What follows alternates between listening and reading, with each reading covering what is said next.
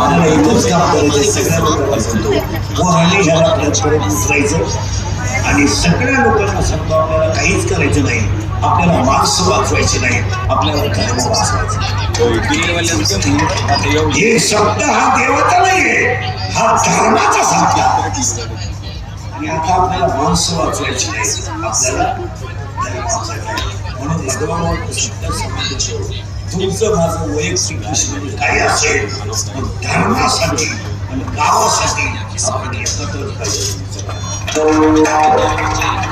तेव्हा माणूस म्हणल्यावर थोडासा मतभेद तू काय मानायची काही गरज आहे, तू मानतात ती माणसं नाही, सिंपल गोष्टीला किंमत द्यायची काही पण गाव आणि धर्म वाचवायचा तुमचं माझं एकच पाहिजे